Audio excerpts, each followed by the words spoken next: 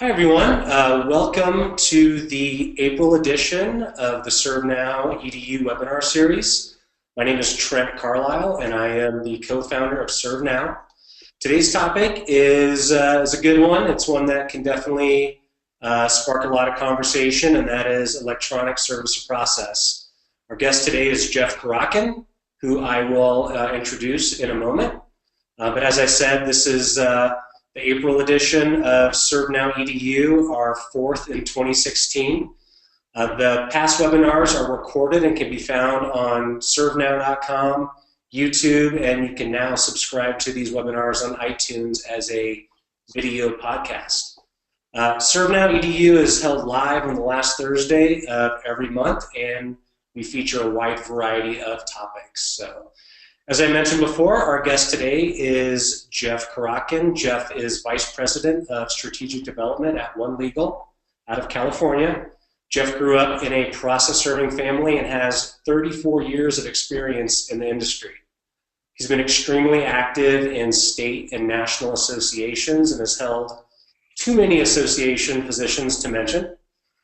Jeff is passionate about keeping this industry relevant and ensuring One Legal remains an industry leader. He writes a blog called Service of Process Looking Forward, where he has been advocating for process servers to embrace change for many years.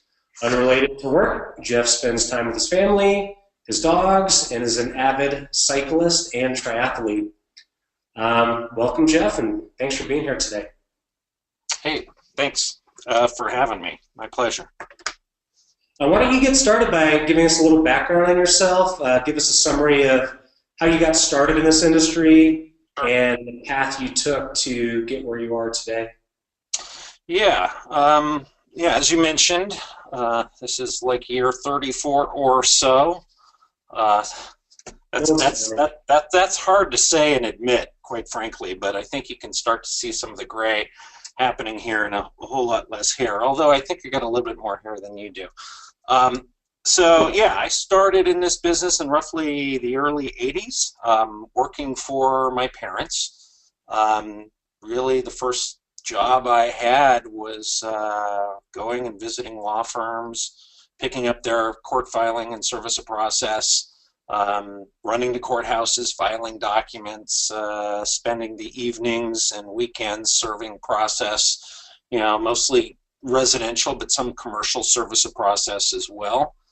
And then really over the next 14 or 15 years, I worked for my parents, Pat and Joe Karotkin, and ultimately managed the company. And then I think right around 1996, I decided to kind of spread my wings a bit, left the company, and went to work for personal attorney service as their general manager. And then over the course of the next, say, 10 years or so, and forgive me, I'm at home, so if you hear the dogs bark, sorry in advance. Actually, there's a fire truck going by, so I think they hear it. It never fails. It never fails. I'm online all the time, and I always get the UPS man or a fire truck coming by. At any rate, so that's my dog Jack's barking in the background. So yeah, I was at personal attorney service from roughly 96 to 2007. Grew that business substantially, and we ultimately sold that business to ABC Legal when they entered the California market. And I stayed with the company for a short period of time before I took a position as a vice president at One Legal, where I remain today. And early on in my One Legal tenure, I helped launch our national services, so national court filing, process serving, those types of things. But currently, I oversee our eServices division, so that is all our existing electronic court filing relationships.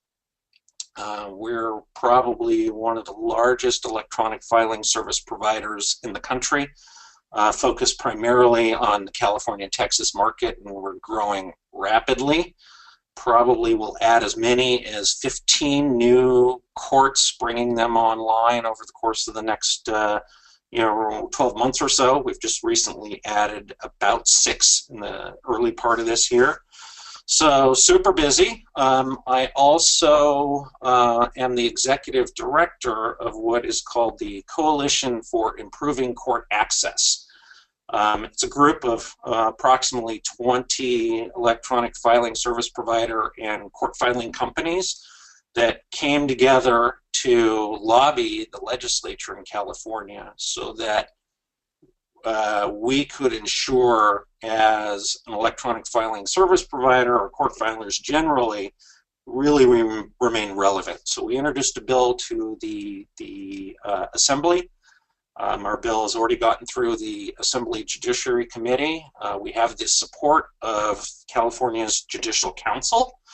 So yeah, we expect great things from the coalition as well. So yeah, that's kind of my story for the last 34 years. Cool. Yeah, I mean, you've been very involved in technology and looking forward, years out, how technology is going to impact this industry. I look at One Legal as being certainly one of the most innovative companies in the industry. I guess going off script a little bit, if you will, here, was there any one thing that made you want to pay attention to the electronic side of this industry as you were transitioning, growing up in this industry?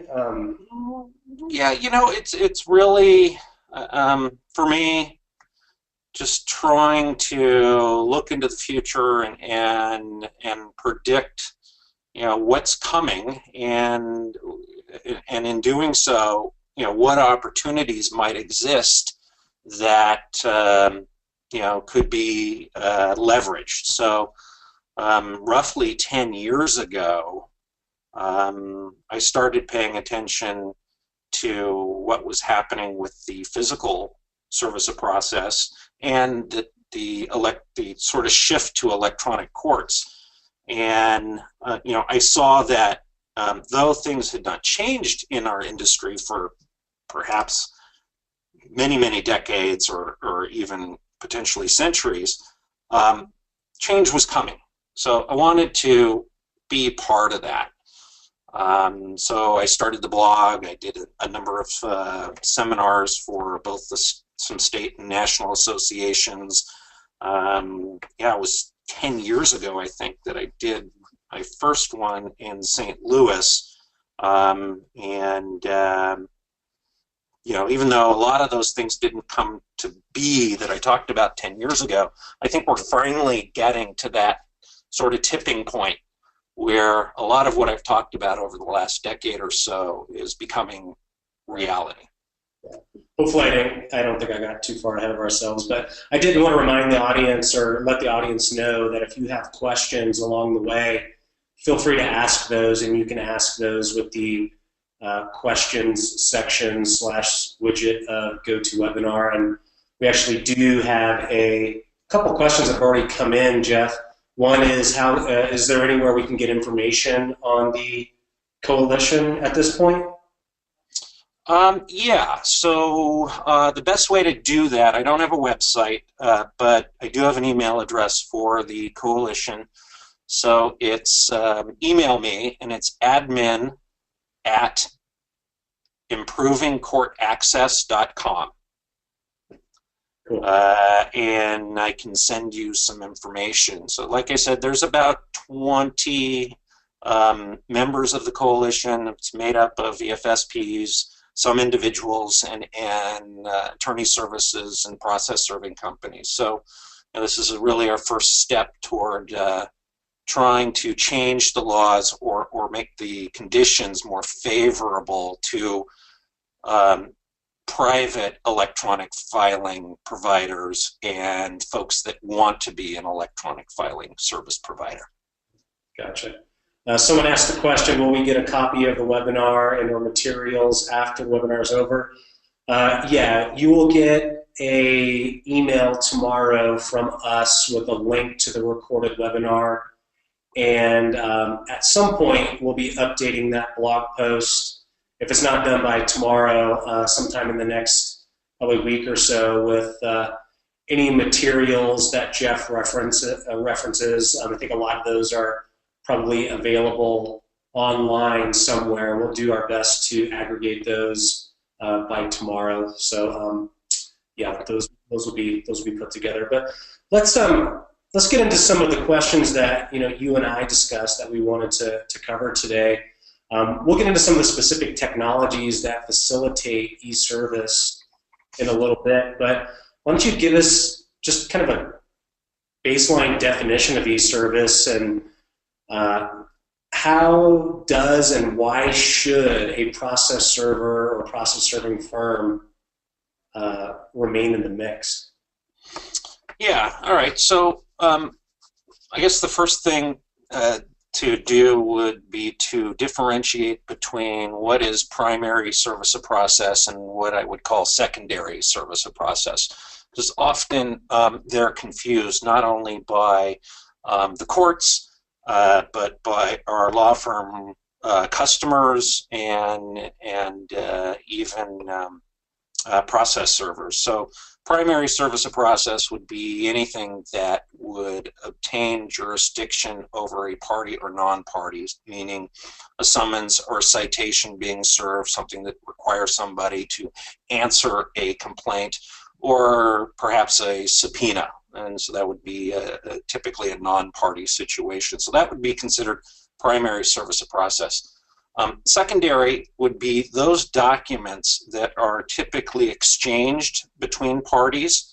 So things like notices to opposing counsel, discovery requests, those types of things. A lot of times that is done by mail, but increasingly it's done online, digitally through either you could use your Outlook client, or perhaps an electronic filing service provider.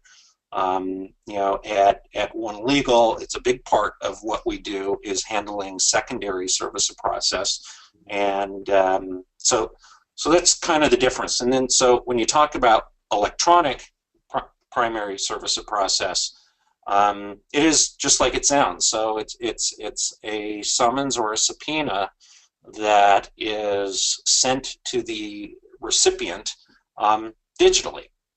So how that happens and under what circumstances that's enabled, really varies by court jurisdiction, domestically, meaning within the United States, or even internationally. These things happen, yeah. So that's the basic definition. Right. I was just reading through one of your blog posts a little bit earlier on service of process looking forward, and one of the things that stood out to me, and I think this is more from a perspective of why should we be paying attention to this, is that there was an estimate of 30% of the U.S. population is now served by courts that either already have or are in the final stages of transitioning to an electronic courthouse. I'm assuming that is, amongst other things, is one of the kind of the major indicators of where, and we'll talk about the future and what your kind of thoughts are on the future later on, but that's one of the indicators of kind of where we're going with. Yeah, that's very true. And this whole digital courthouse thing is being paid attention to by large public corporations. They see an opportunity here, certainly. And to your earlier question, there is an opportunity for process serving and court filing companies to remain relevant as these courts digitize. It wasn't that long ago in California and in Texas specifically where there were only a couple of electronic filing service providers to speak of. California, there are now, I think, 14 or 15 certified electronic filing service providers. That's really happened in the last 5 or 6 years. So, people say, oh, well, I'm too small, or, I don't have the resources.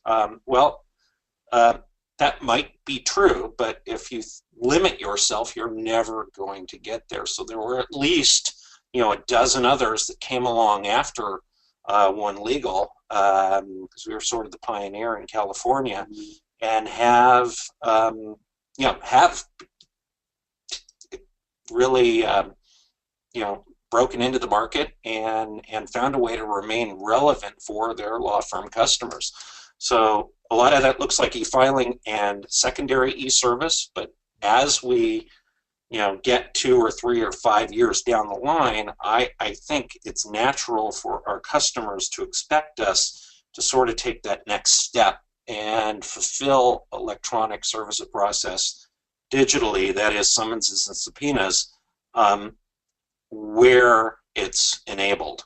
And we're starting to see that where it's enabled in various places around the country already.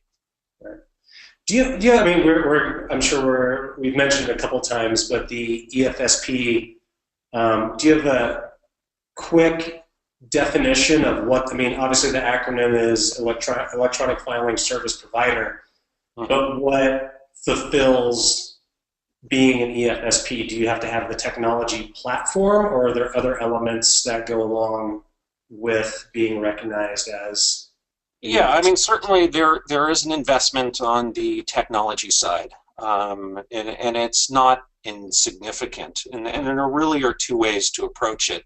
You could go build the technology yourself. There are national standards, ECF 4.0 and soon to be ECF 5.0, that really set the framework for what an electronic filing service provider does and how you do it from a technical perspective.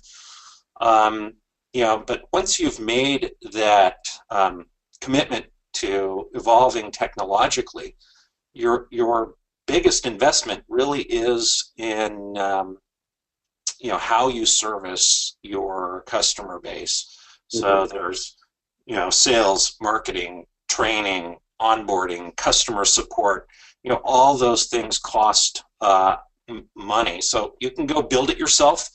There are many companies that have launched in the last few years that have figured this out. Or you could partner with an electronic filing service provider. So in California, that's actually a somewhat popular option, especially for the mid to smaller sized process serving and court filing firms. There are companies that basically let you private label their product. And so you could be, Jeff Karotkin's process serving company, and I throw up my shingle on somebody else's technology platform. It looks like it's mine, and off I go. So at that point, really, it's about, I didn't have to make the investment in the technology. I just got to pay my technology partner for the ability to leverage their platform, and I'd go and do the sales and marketing and leverage my existing customer base. And does that make you an EFSP, or does that enable you just to provide that service to your clients? That's a good question. Depends who you ask. So if you ask somebody who is private labeling somebody else's technology, if they're an EFSP, they're going to say yes. And if you ask somebody who's an EFSP who's doing the private labeling, they might say, well, sort of. So I don't think it's really an important distinction. I think what really is important is that you do whatever's necessary to remain relevant in this digital age. So whether you want to make the investment yourself or partner with somebody, both paths can produce great results. So you have to provide the service regardless. Yeah. Back to eService. Talk about some of the mediums that you're seeing. I mean, we've heard the Facebooks. I'm sure we've heard of service by email. What's your experience with the mediums that have been the platform for eService? Well, you touched on it. So, whenever Facebook is approved by a court as a medium, obviously it makes big news because Facebook is such a big brand. But I've seen service by Twitter, Facebook, email. I've seen service by electronic publication.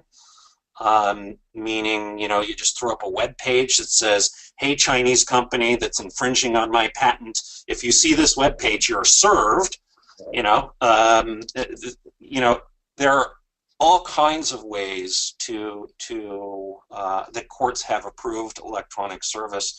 One of the most or most well-known circumstances was about 10 years ago, sort of kicked off this whole discussion. Was a casino, the Rio in Las Vegas, who found that there was another company that was infringing on the Rio name, and they were offshore in South America, if I recall correctly, and they called themselves Rio Enterprises or Rio International or something. Anyway, they couldn't find them to serve them, and so they petitioned a federal judge, if I'm recalling correctly, to serve them by several means, one of which was an email address that they believed was good for the website that had been registered with one of the domain registration companies. So as many ways as you can think of, the electronic service has happened. I've even seen, this isn't exactly electronic service, but I've seen a petition recently where a party asked a court to approve service of process by drone. So yeah, they knew where the guy was behind a gated community. They couldn't get in, but they knew they could fly the drone there with the camera, and if they saw him in his backyard, somehow drop the summons. The judge said no, but that's kind of how fast things are moving, and we're actually talking about service of process by drone as being almost a reality. There we're bringing sort of the electronic and physical side together. There you go. Yeah. So, so really, as creative as the parties want to be, and really there are two ways that electronic service of primary documents happen. If you're familiar with the federal rules, Rule 4F3 allows parties to initiate service of process electronically on international defendants. So basically, where existing law doesn't prescribe another form of service, you could serve another entity electronically without having to necessarily petition the court. But domestically, we don't see electronic service of process all that much unless it is sort of the last resort. So you've exhausted, the party that needs to serve somebody has exhausted all other manners of service and can demonstrate to the court that there's really no other way to provide notice. Some might argue that service by email or Facebook or some social media platform is more effective than publication. So that is service. You see the little notices in the back of the newspaper. I tend to agree with that. I am not a fan of Facebook service of process, or because unless it is the absolute last resort. I think that would be a disaster if that became the norm for our industry. Are you typically seeing existing mediums or technologies as the conduit for eService, or? Yeah, so there's a product out there that some of the folks on the webinar may be familiar with. It is an add-on to your existing email client, and the company is called RPost, like R as in Robert, P-O-S-T. They have sort of a digital trackable email product that has been embraced by a number of industries, including legal. And so I've seen several instances where courts domestically have ordered service leveraging the RPost product, but typically it's just email, right? And or a social media platform, and you just cross your fingers that the person gets it and responds. Many times they don't. It's just a way to protect your statute from running. But yeah, usually email. Are companies like One Legal and other legal support firms building platforms, portals, if you will, to facilitate eService? Yeah, I haven't seen anybody do that yet.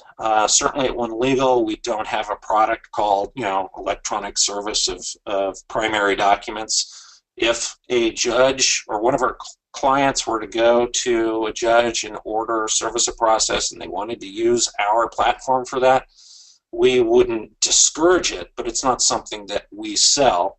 I've talked to a number of process servers around the country who have facilitated electronic service of process, both by email. Actually, I've had some people ask me, Jeff, how do I do it? I've suggested RPost to a number of folks over the years, and certainly it's still the exception. This by no means is service domestically of summonses and subpoenas the norm. But that is starting to shift. We're seeing entities, both governmental and private, build mechanisms that allow parties to send them documents electronically, summonses and complaints, subpoenas. Those that have seen one of my webinars before know I talk about what AT&T did for subpoenas for cell phone records. They basically threw up a portal and said, hey, if you've got a subpoena, here's how you get it to us electronically. Here's the information we need from you. And no need to send us that document physically. I don't want to jump ahead here, but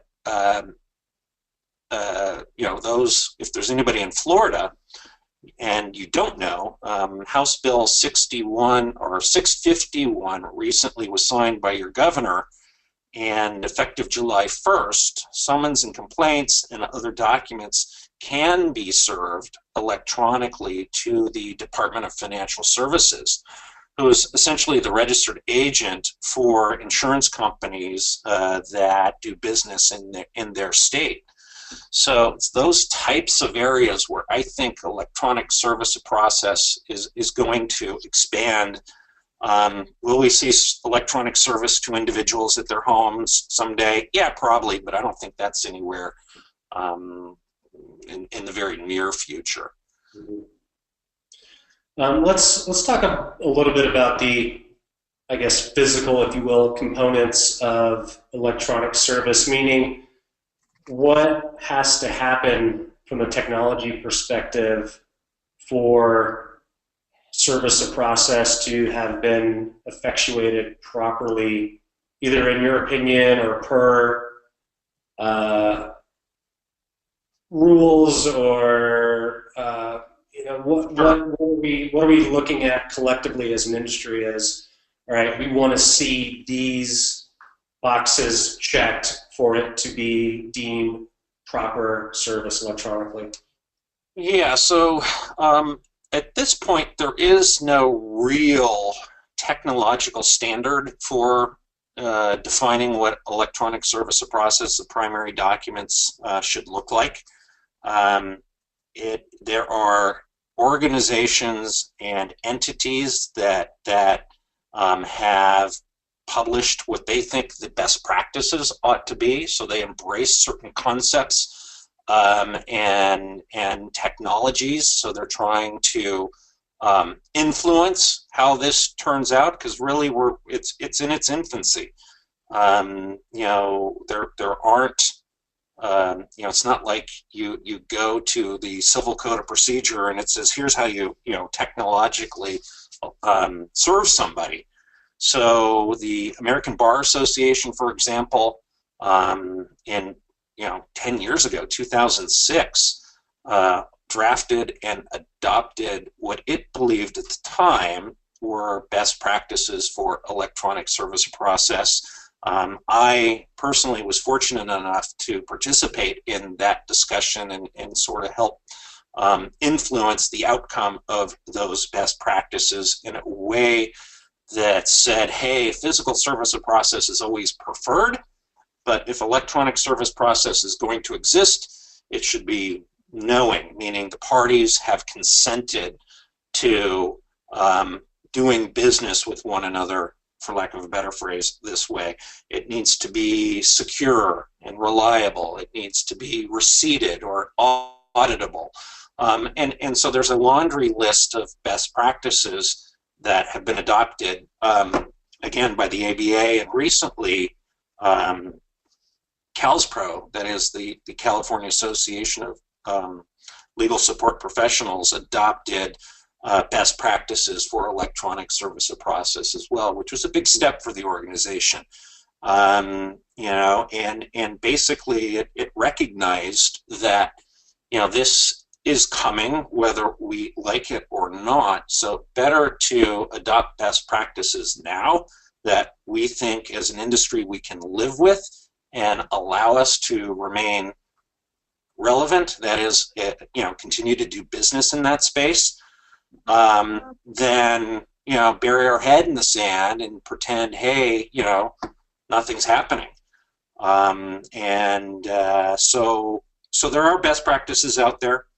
I think over the course of the next few years, you're going to see some technical requirements, and along those lines, there's an international organization called OASIS, and don't ask me to tell you what the acronym stands for because I forget off the top of my head, but it's a standards group who, in this case, is the Electronic Filing Technical Committee of OASIS, who proposed earlier this year standards for supporting what they called limited electronic service of process. So, which could look like the court sending documents to the sheriff or process server digitally so they could go physically serve it, or it could look like the court or sheriff or process server actually doing or transmitting documents digitally to entities that opt in. I could spend a lot of time talking about that, but I don't want to get too far in the weeds. But the point is, I was the one really nationally that raised my hand and said, hey, all you process servers out there, you might want to know about what OASIS is proposing. And they've published a document asking for comment. And so I was happy to see, CalSPRO and the National Association and New Jersey and Illinois and several other organizations,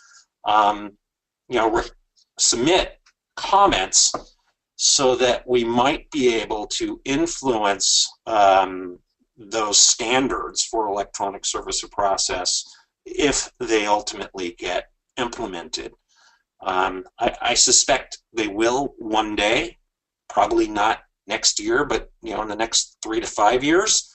And again, this shift, if you will, is going to happen with or without us. And so better that we have a seat at the table and we're credible and we're offering solutions rather than saying, hey, over our dead body, this is never going to happen. And that would be foolish. You're not going to stop the march of this digital revolution that's happening, not just in our industry, but all industries globally. Right. Absolutely, especially when you see technology become more prevalent in the courts, and certainly on the law firm side of things as well. So you touched on some instances earlier about when we're seeing electronic service of process occur. Both parties agree, judge allows for it through some medium, registered agents between law firms. What are some other instances in which we're seeing service or process transpire electronically? Yeah, so we've seen a number of cases around the globe, really, that are family law cases. So, you've got a parental rights cases, custody cases, those types of cases, where somebody moves to, foreign country X, right? And so you're unable to serve them or find them. So typically we see instances where courts really all over the world have allowed for service that way. I think that will remain the exception, going forward, serving individuals that way. But service is going to registered agent companies, going to big facilities like hospitals or government entities like subpoenas going to hospitals, subpoenas going to law enforcement, summonses and complaints going to, like I mentioned in Florida, to the Department of Financial Services. Those are the areas that I would be most concerned about. So that is the serves that are probably the easiest for us to fulfill today as process servers are the most likely to be disrupted in the short term. And so all you really need is consenting parties to say, hey, yeah, send me the documents electronically and I'll take them. And you don't necessarily need enabling statutes to facilitate those types of transactions. They're already happening today. Right. And, if I weren't a process server in the process serving company, I might say, it makes more sense to do business electronically because there are so many efficiencies that can be gained by digitizing that entire process, if you will. So I don't know if that answered your question exactly, but I think those are the areas where we're going to see e-service gain traction. Right. No, I think that answers it perfectly. What about situations that electronic service has maybe gone bad, was done incorrectly, was done without the court's approval? I mean, have you seen this? Have you seen this? Yeah. So I can only think of one case where the courts had to step in and say, "Time out! What you did here, plaintiff, is improper service." And it happens all the time in the physical world where somebody challenges service, but it was actually a commercial rental dispute. And what had happened was in the lease agreement, the landlord had a clause that said, hey, if for whatever reason I need to evict you for breaching the contract, I can serve you by email. And it was basically, that's all the clause said. And so one day the tenant doesn't pay their rent, and the guy sends an email of a notice to pay rent or quit to the tenant. And so it became a dispute as to whether or not that service was proper. And the court ultimately held it wasn't. And the reason, which I think was the most important part of this decision, that it wasn't held as proper, wasn't that the parties hadn't consented. They kind of sort of had, but they didn't really define exactly how it would work, meaning what email address should you send the electronic service to. And the judge said, had the lease agreement actually spelled that out, he would have allowed that method of service. So because eService is still the exception rather than the rule, people obviously aren't just defaulting to, hey, I'm just going to send it by email to the other side. So you don't see a lot of cases, at least I haven't, where electronic services has gone bad.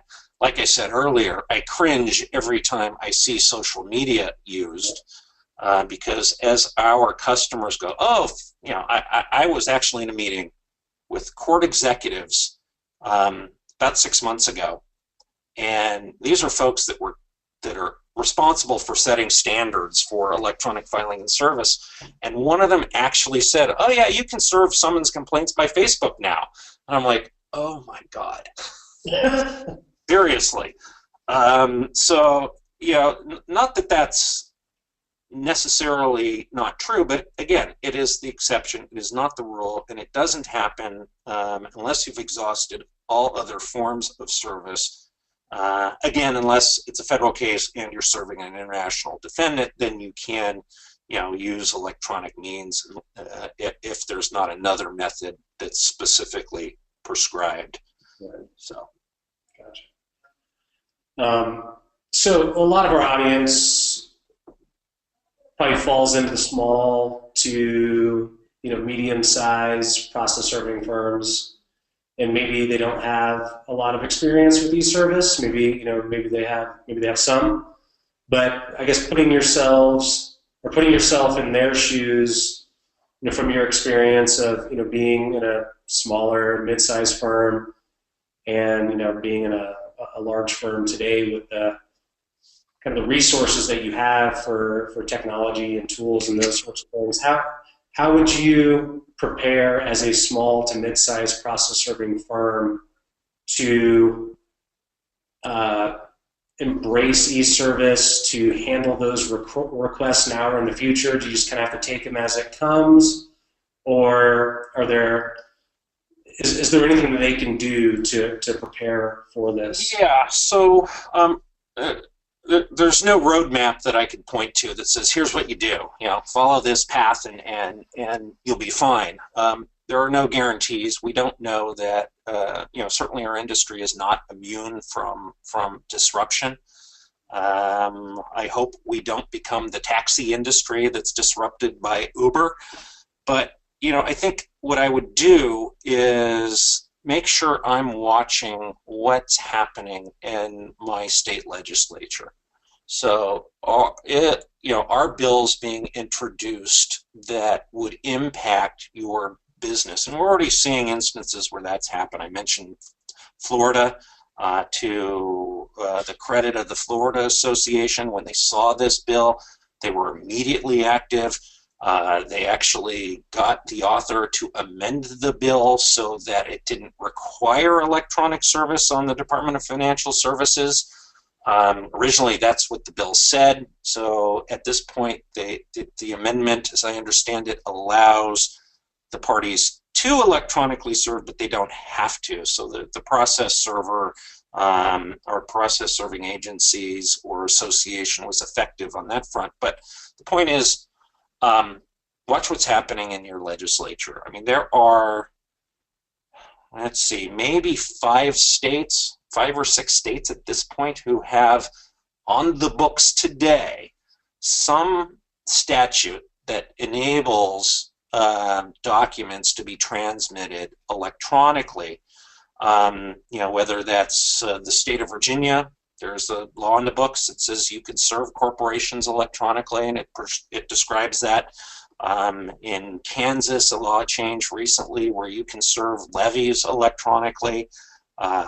Utah even has a form in the state courts that says, hey, if I've can't find the defendant, I just check a couple of boxes on this form and I can go on my way. So the most point is, watch what's happening in your courts, what's happening in your legislature, and then educate yourself. Figure out what's going on, around the country. So, whether you're a ServeNow subscriber or you follow the Serve Report or you follow my blog or any number of other places you can get content, go educate yourself and make sure that if your clients do call on you, you're not stumbling to answer their question. And more than anything, it's just a matter of education and paying attention. Right. And I think we're going to try to aggregate the different legislation pieces that Jeff put together, or that Jeff mentioned here. You can probably get that from our blog post at some point, or email Jeff as well. What email address do you want folks to have? I know you threw out one earlier. Do you want them to have? Yeah, so to me directly, it's simple, Jeff at my last name, Karotkin.com, and that'll come right to me.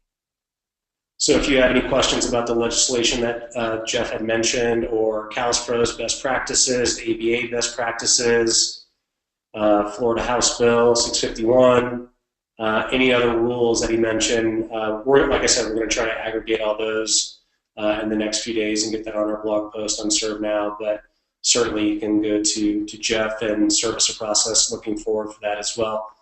Are there any other recent developments related to eService that we haven't covered that you wanted to mention?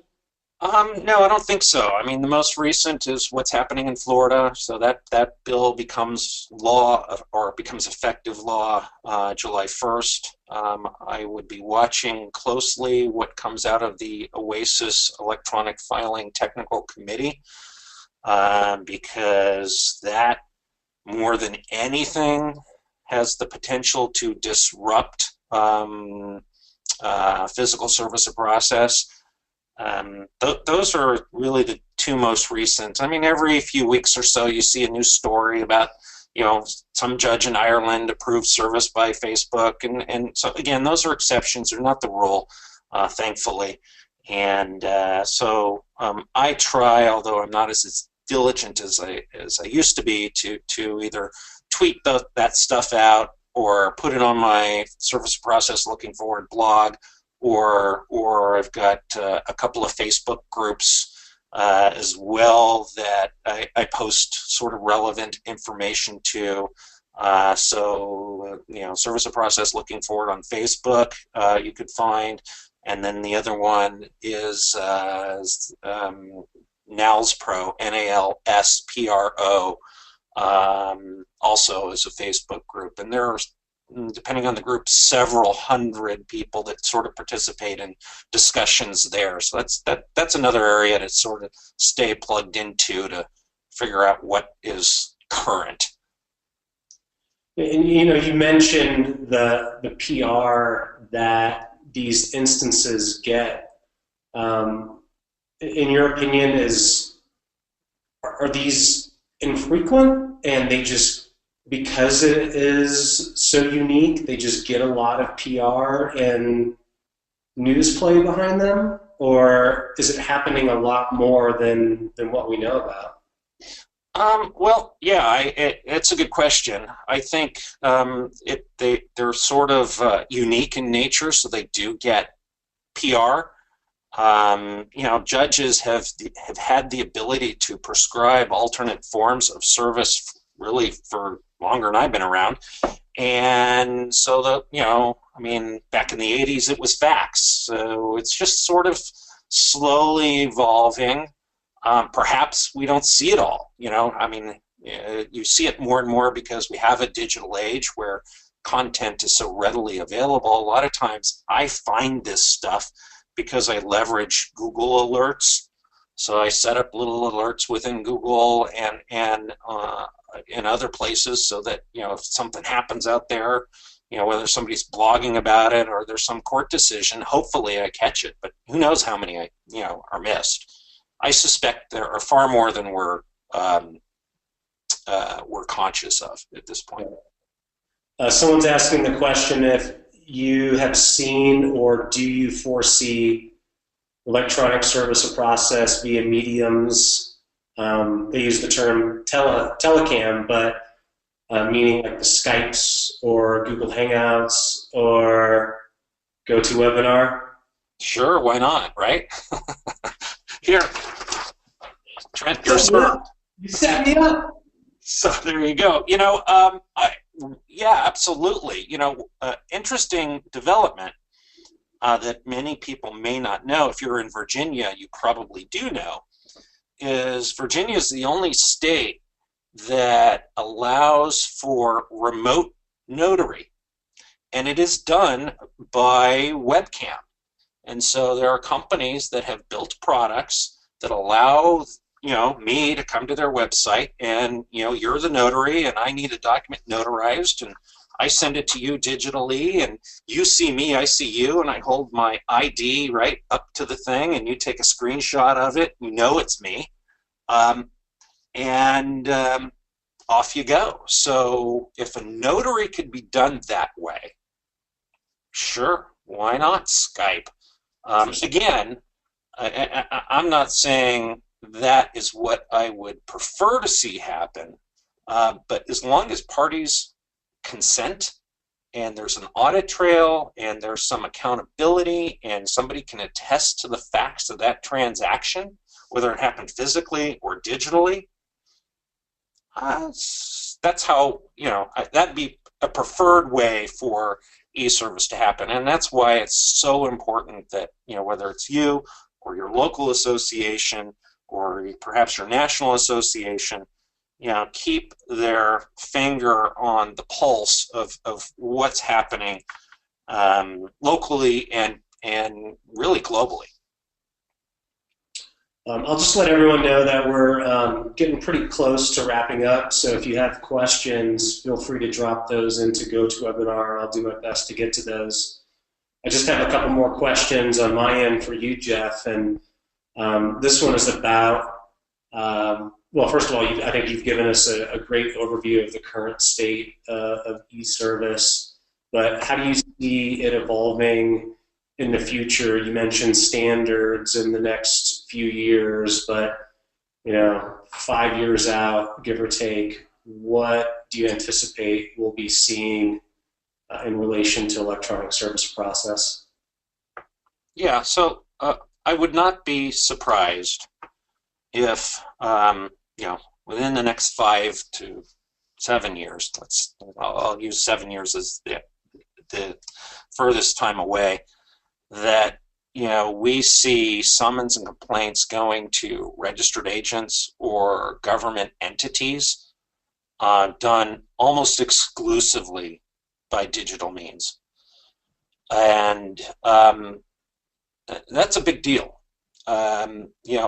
Today, even within our absent rules and the enabling statutes, we see process served, what's the appropriate word, extrajudicially, meaning without statute or authority to serve it that way. I mean, you walk into a registered agent's office and you might see as much as half of the process that goes into that entity being just mailed to them, and they take it. So why not electronic? If I were them, I'd be trying to find a way to streamline that physical intake. And so I think that's an area, those two areas really are the most likely to erode our physical service or process business in the next 5 to 7 years. But things change fast. Who knows? What we saw in Florida, as far as this new statute, could spread like wildfire. There are, I forget the exact number, but almost 40 states that have similar statutes that, hey, one bill introduced in each of those states, where whether it's the Department of Financial Services or the Secretary of State, all of a sudden they're the registered agent and documents are going to them digitally. So the shift could happen fast. But again, registered agents, government entities, I think that's most likely area where things are going to change in the coming years. The last question I have is, why do you think the role of a process server will remain safe as eService becomes more prevalent? Or I guess, do you think it will remain safe as eService becomes more prevalent? Well, it's certainly my hope and desire that we do. And when you have forward-thinking associations like CalsPro who have embraced best practices, that's encouraging. I think there is absolutely an opportunity, and we need to call on our state associations or national associations to, start thinking more seriously about this threat, and also not just look at it from a threat perspective, but an opportunity perspective. If we weren't process servers and we saw how documents get delivered physically, we might think that's silly.